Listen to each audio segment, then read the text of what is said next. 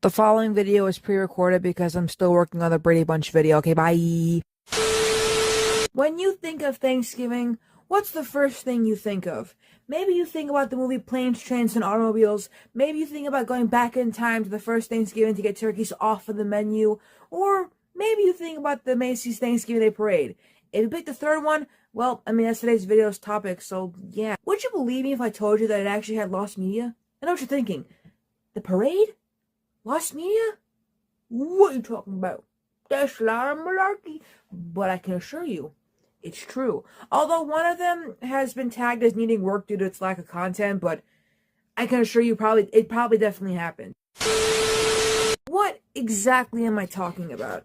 Well, the 1939 Macy's Thanksgiving Day Parade was the 16th annual Macy's Thanksgiving Day Parade, and it was held on November 23rd of 1939 in New York City, and was shown to viewers live on some local NBC radio stations.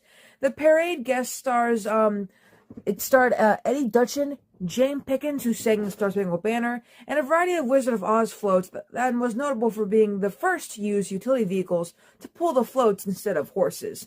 Interestingly enough, though, the parade was also the first to be televised on TV. What? It should come as no surprise that the 1939 parade is considered a piece of lost media, being locally broadcast on an NBC station in New York. In addition, no form of TV recording existed back then, even professionally making the broadcast permanently lost. The only surviving evidence of its existence is just a behind-the-scenes image. That's it. We're not quite done just yet. We still have more to go over. The first one being partially found broadcasts of parades from 1953 to 1980. Since 1953, NBC has held the telecast rights to the parade. Prior to this, CBS broadcasted the parade. NBC's broadcast of the parade traditionally lasts 3 hours, with the first hour dedicated to performances by Broadway musicals and the parade progressing to the finish line. This is of course obvious, as last year we had Back to the Future and other musicals, but that's besides the point. The other 2 hours consist of the parade, which features the balloons and the floats and performances and celebrity appearances and musical and talent ensembles.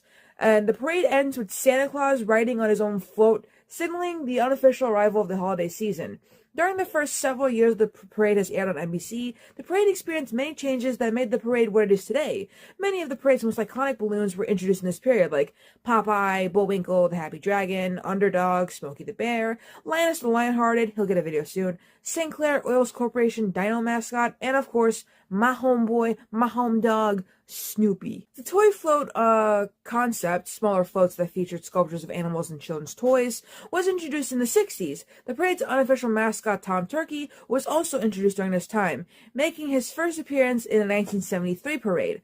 Hosts of the NBC telecast have included such personalities like Buffalo Bob Smith, Lauren Green, Betty White, Ed McHone, Helen Reddy, Brian Gumbo, Willard Scott, Katie Couric, and Al Roker.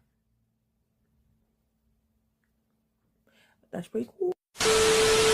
Out of the 28 parade broadcasts that aired on NBC,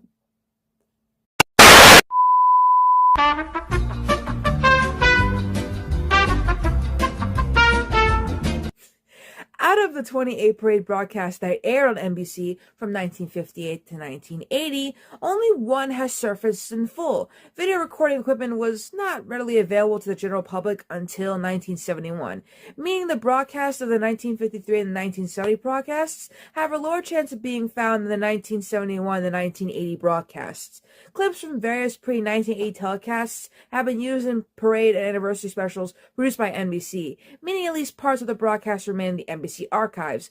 Notable lost parade coverage includes the 1956 parade, when all the balloons succumbed to blustery winds, with Mighty Mouse crashing in front of NBC's cameras. 1960, the debut of the Happy Dragon, and Macy's long-running singular balloon to date, and 1971, when all the balloons had to be removed due to the heavy winds and rain. The 1977 telecast is infamous for the Kermit the Frog float. Anywho, let's move on to 1982. This was found. W. Good job. The 1982 parade was the 56th annual parade and was held November 25th, 1982, of course, in New York City, and shown to viewers live on NBC that same day. It was hosted by Bryant Gumbel and Sarah Purcell. Participating celebrities included Milton Berle, Andy Gibb, Sammy Davis Jr., the Oak Ridge Boys, Paul Williams, we're talking about him soon, Laura Branigan, Ricky Schroeder, and the New York City Opera.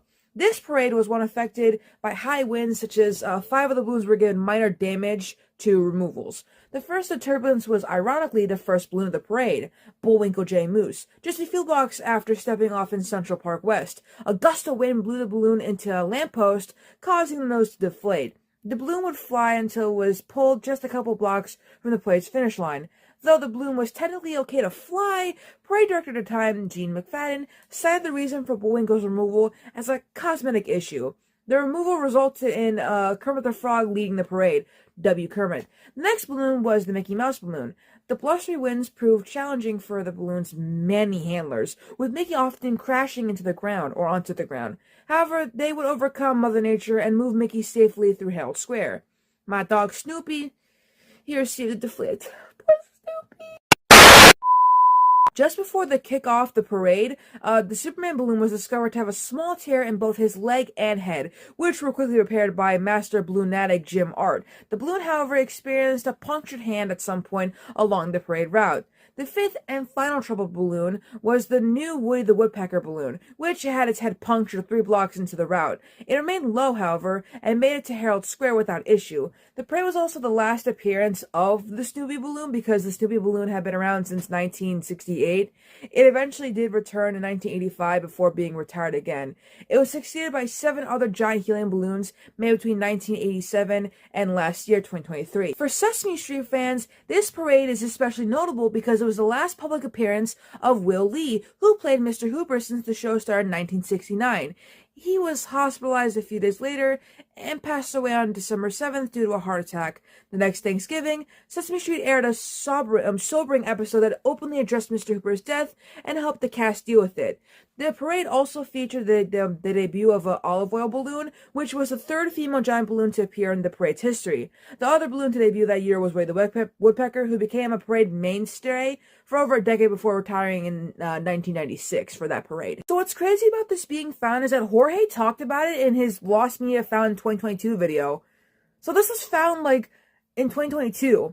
See, while almost all of the NBC parades since 1981, which is when my mom was born, had been widely bootlegged, the 1982 parade was the only one post-1980 that had yet to surface in full.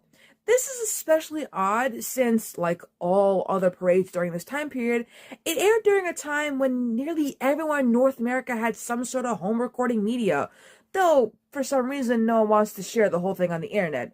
Only a handful of clips had made their way to YouTube, while some clips of like 2 other marching bands and one of Andy Gibb's performances of Any Dream Will Do from Joseph and the Amazing Technicolor Dreamcoat.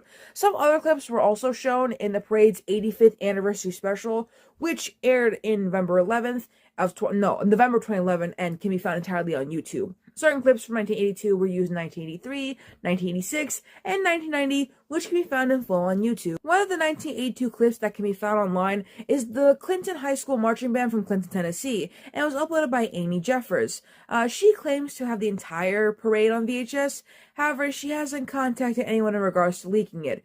As an additional note, the clip in question was recorded using a video camera, taping on the television set, so it's likely that Jeffers does not have a video capture USB device.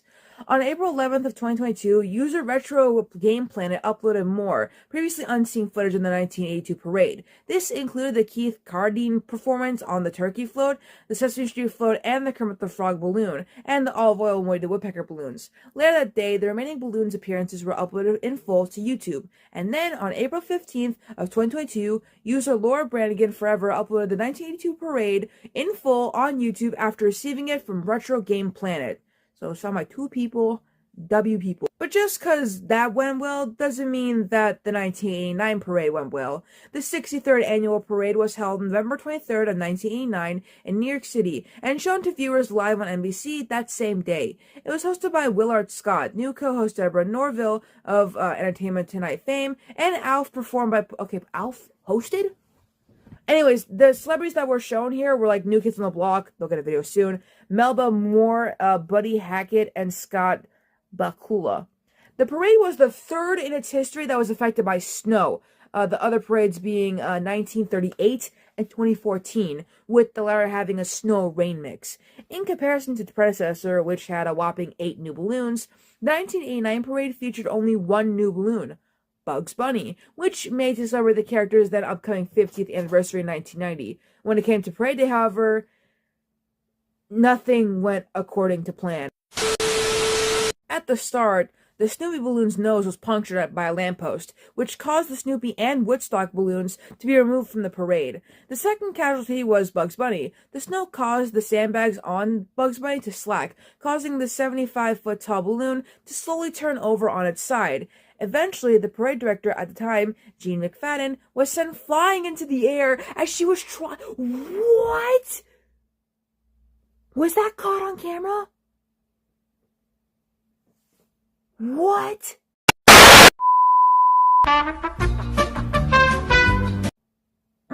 Anyways, the NBC coverage of the parade would also be noted for featuring the introduction of Deborah Norville as a co-host, taking over the slot Sandy Duncan held for the 1988 parade. Willard Scott returned for his third coverage, while both were joined by Alf. Alf will never get a video, I'm sorry, he's just never gonna get a video. I say that knowing that I'm a damn liar, because eventually I probably will talk about him, but just... I have a lot on my plate right now. Going a bit further back as the parade went on, more balloons had become the subject of accidents without removal. The Pink Panther had its tail deflated and its hand snagged at a streetlight on Broadway, while the Quick Bunny, you know, like the Nesquik Bunny, Anyways, his balloon drum was deflated. 1989 also marked the initial last flight of the Garfield balloon before it was brought back in 1992 and became a mainstay throughout the early to late 1990s. Poor Garfield. He didn't deserve that. While almost all of the NBC parades since 1981 had been widely bootlegged, a few of which were in full, the 1989 broadcast was one of the few broadcasts since 1980 that had not resurfaced in full. This was especially odd because, like I mentioned before, people had cameras back then, but I guess few were willing to upload it online. I mean, why would you want it, but at the same time, why not?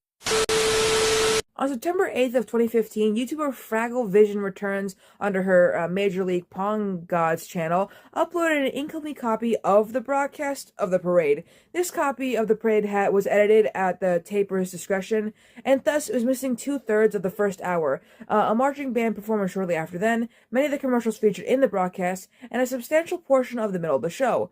Some lost footage that wasn't from this copy could be found online through other sources, with miscellaneous other found clips, including the new Bugs Bunny balloon inflation test and a marching band performance before the Quick Bunny balloon, the Nestle. So I was right, the Yoo-Hoo Bunny, that guy. In late 2018, it was discovered that a website called RewatchClassicTV.com had a full copy of the parade via purchase. This copy included all commercials and about 40 to 50 minutes of aforementioned missing footage from Fraggle Vision Returns copies, such as the other Broadway shows, the Bugs Bunny balloon inflation test, the new Paul Bunyan float, the Nestle, the Quick Bunny balloon, and the Woody the Woodpecker balloon. On December 18th, 2019, the same King TV 5 broadcast was uploaded to YouTube and the Internet Archive, making it available in full after being lost for over 30 years. And if you think we're done, no, we're not, because do I have one that's interesting for you? We almost got a movie about the parade. Yes, you heard me correctly. The parade that's been going on since 1924 almost got a movie. In early 2011, producer Scott Glassgold and Raymond Brothers of the company I Am Entertainment closed a deal for rights to develop a film centering on the parade. According to Glassgold, they were aiming to make a four-quadrant, family-friendly film somewhere that Night at the Museum and Night at the Museum and Elf sweet spot. And one of the ideas pitched for the movie involved having the parade's iconic balloons come to life. So like Night at the Museum. Anyways, Macy's did actually approve the project with marketing executive, I had a dust fly on me, Martin Reardon, and then parade director Robin Hall overseeing development of the film. It's unknown if any companies were approached to license their characters who had been in the parade for use in the movie, likely as cameos. It seems that the film did not enter production, and only a single piece of concept art was created, showing a handler, possibly the film's main character, struggling to hold on to the 1988 Snoopy balloon. No information regarding the status of the film has been released since its initial announcement, suggesting that the project either went into development hell or was outright canceled or abandoned. That's extremely fucked up. Anyways, we got one more for y'all. Fireworks! On July 4th of 1958, Macy's held a fireworks showcase to celebrate the company's 100th anniversary. They would continue for the next few years before ending in 1964 after an incident that left, Anyways, 12 years later, in 1976, Macy's, in collaboration with Walt Disney Productions, held another fireworks showcase to celebrate the 200th anniversary of the United States. Macy's would eventually make it an annual thingy beginning in 1977, with the 48th Fireworks Spectacular set to be held this year, actually. Cool beans, cool beans. Not cool beans about people getting hurt, though. And by hurt, I mean,